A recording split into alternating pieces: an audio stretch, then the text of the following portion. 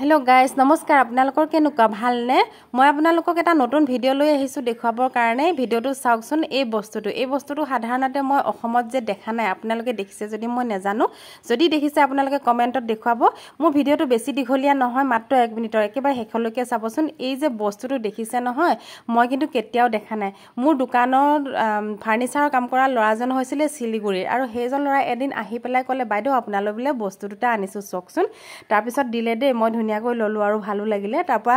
দেখিছো যে আম কেটামান দিছে আৰু এই বস্তুটো দিছে মই ভাবিলো এই বস্তুটো কি হয় তাৰপা কলে বাইদেউ আপুনি এটা কাম কৰকচোন বস্তুটো ধুই মেলি সফাকে আপুনি ফালকচোন কি হয় গম পাব তেতিয়া মই কি কৰিলো হসাকৈ ধুই মেলি ফালিলো ফালি পেলাই চালো যে ও বস্তুটো যে একদম একজেক্ট কঠাল আৰু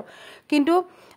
মানে আমাৰ অসমীয়া কঠালটো নিচিনা নহয় কিন্তু ভিতৰৰ বস্তুটো যে একজেক্ট কঠাল তাৰ পিছত মোক কলে খাই চাবলৈ মই খাই চালো কিন্তু কলে যে বাকলিৰ হৈতে আপুনি খাব পাৰিব কোনো হয় খালি গুটিটো উলিয়াব লাগিব একদম সৰু সৰু ফুটা থাকে একদম কৈছো নহয় চেনি মিঠা খাবলৈ ইমানেই ভাল লাগিলে আপোনালোকে যদি